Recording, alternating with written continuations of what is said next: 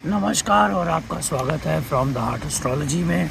और आज हम आ रहे हैं 2025 की जो भी घटनाएं हो रही हैं और आज तक हुई हैं या जो प्लानिटरी सिस्टम चेंज होने वाला है उसके बारे में आपको पूरा ब्यौरा देंगे और हर राशि के बारे में बताएंगे।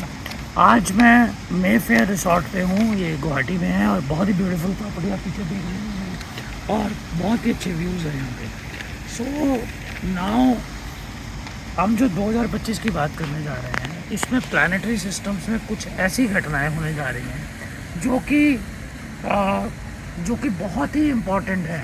इम्पॉर्टेंट इसलिए हैं कि 2019-20 में हम लोगों ने बहुत सारी प्रॉब्लम्स देखी हैं और इन प्रॉब्लम्स के अंदर क्या हुआ कि जिन लोगों को तो पता था कि कहाँ पर पैसा इन्वेस्ट करना है, कहाँ पर टाइम को इन्वेस्ट करना है वो तो कर पाए, लेकिन बहुत सारे लोगों का देहांत भी हुआ, मृत्यु हुई कोरोना की वजह से और कई लोगों के बिजनेस भी ख़राब हो गए उसके अंदर। 2025 से मैंने एक प्रोग्राम दिया था, गुरु हो रहे हैं अतिचारी। अगर आप उस प्रोग्राम को देखेंगे, जब जुपिटर सूर्य के पास जाते हैं, जो अभी ऑलरेडी जा रहे हैं, तो जब वो उनके पास जाते हैं, ये 10,000 या 20,000 साल में एक बार होता है, तो वो अपनी एनर्जी को कंज्यूम करते हैं उनसे। तो जो सबसे ज़्यादा ग्रेविटी है वो जुपिटर के अंदर है। इसी वजह से जितनी भी बुराइयों का नाश, अच्छे कामों की शुरुआत और जो भी किसी भी पाप के ऊपर से विजय पाना, वो सिर्फ गुरु का काम है। तो जब वो पावर में नहीं होते तो अत्याचारी हो जाते हैं। अत्याचारी इन द सेंस कि ये हो जाता है कि अत्याचार बढ़ जाता है और बहुत सारी चीज़ों का नुकसान होता है, युद्ध होते हैं, पाप की बढ़ोतरी होती है। तो 2025 से लेकर 2034 तक मैं हमेशा कहा दुनिया की आबादी 30% कम हो जाएगी। इसमें कारण क्या है? आप देख रहे हैं वॉर चल रही है 5 जगह, 10 जगह, 15 जगह, और उसका फ़र्क ये आया है और गैप बहुत ज़्यादा बढ़ रहा है। हर चीज़ की महंगाई ज़्यादा बढ़ रही है। आपकी इनकम से बहुत बार 15,000 की इनकम में आप गुजारा नहीं कर सकते और 15 लाख में घर भी नहीं ले सकते और 15 लाख आपके पास है भी नहीं। So you need to earn in dollars now. So ये सारी जो चीज़ें हैं, ये सारी चीज़ें 2025 से शुरुआत हो रही है 2034 तक। ये समय बहुत ही गंभीर चलेगा। और सबसे बड़ी बात है, इस 2025 में शनि और राहु का मिलन होने वाला है, जो कि बहुत ही ज़्यादा आपके लिए आपको ज़रूरी है उस चीज़ को समझना, क्योंकि ये पिशाच योग होगा जिसमें जो उत्तर दिए हैं आज तक राहु ने दिलवाए हैं उस नक्षत्र में बैठ के जब वो पाइसेस में थे, अब उसका पिछला अवलंकन करने के लिए वो शनि से मुलाकात होने वाली है और शनि उन्हीं की राशि में थोड़ी देर के लिए आके इसी में आके उनसे वो हिसाब किताब लेंगे। शनि न्यायाधीश है। शनि ये जो मिलन होने वाला है ये 29 मार्च और 18 मई के बीच में होने वाला है। फरवरी 2024 से ये जो है शुरू होगा और कुछ डेट्स जो हैं जो अगस्त की है, जून की, और जून 14 से लेकर 13 अगस्त तक ये भी बहुत ही खतरनाक रहने वाली है दुनिया के लिए। और जुपिटर जो है मई में अपना स्थान बदलेंगे और रेट्रो भी होंगे अक्टूबर के अंदर और वो जाएंगे जेमिनी राशि के अंदर और साथ में कर्क राशि में प्रोग्रेसिव होके वापस रेट्रोग्रेड होंगे। ये बहुत ही कम होता है, जैसे वो दूसरे स्थान में है तो पहले में जाएंगे अगर रेट्रो है तो। यहाँ उल्टा हो रहा है, यहाँ तीसरे में से चौथे में जाएंगे, फिर चौथे से तीसरे में आएंगे। तो इस तरह का चलन है इसके अंदर। तो उसके बाद राहु और केतु अपना स्थान बदलेंगे और 18 मई को, और वो पूर्वाषाढ़ा, उत्तरा भद्रापड़ा और रेवती नक्षत्र में ट्रेवल करेंगे जो ये रहेगा। और केतु जो है अपने गोचर को भी चेंज करेंगे, जो सिंह राशि में आएंगे उनके साथ साथ, और पुनर्वसु और पूर्व फाल्गुनी नक्षत्रों में वो रहेंगे और पुष्य नक्षत्र में वो रहेंगे। ये नक्षत्रों में कुछ उनके मित्र नक्षत्र हैं, कुछ उनके ऑपोजिट नक्षत्र हैं, जिसका असर आपको आपकी लाइफ पे और दुनिया पे देखने को मिलेगा। केतु और राहु का चेंज होना, गुरु का चेंज होना और सैटर्न का चेंज होना एक ही साल के अंदर, ये बहुत ही कॉम्प्लिकेटेड सा होता है। और स्पेशली जब राहु और शनि की मुलाकात भी होने वाली है कुछ टाइम के लिए। उसके बाद एक दृष्टि योग बनेगा राहु और जुपिटर के ऊपर, और जुपिटर का 9वीं दृष्टि पड़ेगी राहु के ऊपर। तो ये दृष्टि योग भी एक चंडाल योग को जो है कॉम्प्लिकेशन से बढ़ा रहा है। तो 2025 बहुत ही चैलेंजेस वाला साल रहने वाला है हर राशि के लिए। इसके अंदर राहु सैटर्न भी चेंज हो रहे हैं। सैटर्न का जो गोचर चेंज होना है वो मार्च 29 को होगा और वो उत्तरा फाल्गुनी, उत्तरा भद्रापाड़ा में जो है जाएंगे जहाँ पर वो अब अपना उत्तर देंगे जो राहु से उन्होंने रिसीव किया होगा। तो जिसने भी आपने झूठ बोले हैं, किसी भी कंट्री ने करप्शन किया है, ये सारा समय जो है उनके लिए बहुत ही ज़्यादा इम्पॉर्टेंट होने वाला है।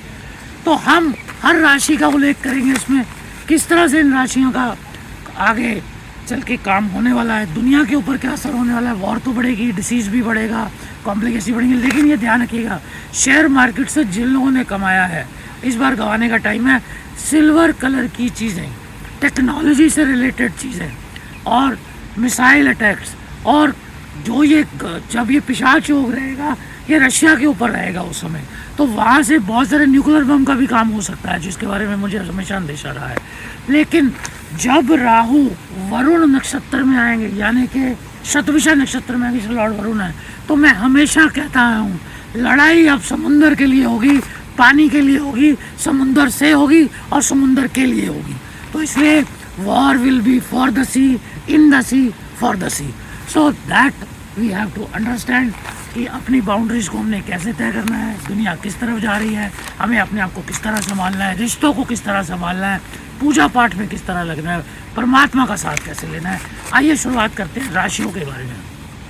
मीन राशि, गुरु की राशि के बारे में। गुरु की राशि में राहु ने जो भ्रमण किया पिछले 1.5 साल तक, और किस तरह से वॉर क्रिएट की और उस वॉर को लंबा भी खींचा,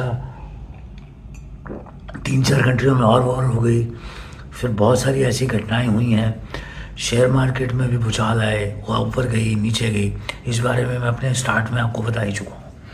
तो ये जिस तरह से मकर कुंभ राशि प्रभावित रही है, उस तरह से देखा जाए तो पाइसेस भी प्रभावित है, क्योंकि राहु अब आपके लगन से निकल के 12वें में चले जाएंगे, और जो सैटर्न है वो आपके वहाँ क्या 12वें से निकल के आपके लगन में आ जाएंगे। तो ये जो चेंज ओवर है आपके लगन और उसके अंदर, ये विदेश यात्राएं तो कराई गई, आपके ठहराव भी लाएगा जीवन के अंदर, जो उथल पुथल चल रही थी। और जुपिटर का 4थे घर में आना, हालांकि कई ज्योतिष बोलते कि अच्छा नहीं होता, मैं तो अच्छा मानता हूँ, तो ये आपके लिए अच्छा संदेशा लेके आ रहा है। फिर उसके बाद राहु की पंचम दृष्टि जो है वो आपके 5वें घर पर रहेगी। थोड़ा बच्चों का ध्यान रखना, टेक्नोलॉजीज़ के अंदर आपको बहुत फ़ायदा मिलेगा अगर आप उसका इस्तेमाल करेंगे। और केतु का लेकिन आपके 7वें घर में होना, थोड़ा आपकी पत्नी के साथ या आपके पति के साथ अलगाव हो सकते हैं, किसी विचारों के मतभेद हो सकते हैं, थोड़ी दूरियां बढ़ सकती हैं, इस चीज़ को हमने ध्यान रखना है। और ओवरऑल खर्चों में कमी आएगी, ट्रैवलिंग बहुत बढ़ेगी आपकी, और खर्चे बढ़ेंगे और ट्रैवलिंग बढ़ेगी, जो विदेशों की ट्रैवलिंग काफ़ी बढ़ेगी। अगर ऐसा कारोबार करने के भी सोच रहे हैं तो आपको उसका फ़ायदा मिलेगा। केतु जो है जब मई के बाद ट्रैवल इस तरफ कर जाएंगे, क्या ये अपना आपके 6वें स्थान के अंदर, तो बहुत सारे दुश्मन आपके लिए जो क्रिएट करते हैं वो आपके नष्ट होने शुरू होंगे, बशर्ते कि आपके केतु जो है अच्छे बैठे हुए हैं। और सैटर्न का जो ये परिवर्तन योग हो रहा है, स्थान परिवर्तन हो रहा है, ये आपके लिए शुभ ही मैं मानूंगा। राहु का भी स्थान परिवर्तन जो हो रहा है ये भी मैं आपके लिए शुभ ही मानूंगा। तो पाइसेस के लिए ये जो साल है मिला जुला चैलेंजेस वाला रहने वाला है, लेकिन आप इन चैलेंजेस को पार पा पाएंगे ये मेरे को लगता है, और आप इन चैलेंजेस को पार पा के उसका फ़ायदा उठा पाएंगे ये भी मुझे लगता है। आप अपने मंत्रों पर, अपनी पवित्रता पर और अपने कर्मों पर, अपने दान पुण्य पर, अपने ईश्वर पर भरोसा रखें और उनको याद रखिए हमेशा, और उनको याद करते रहिए। हम भी आपके लिए दुआएं करेंगे कि 2025 आपके लिए बहुत अच्छा रहे। देखते रहिए from the heart astrology. God bless you.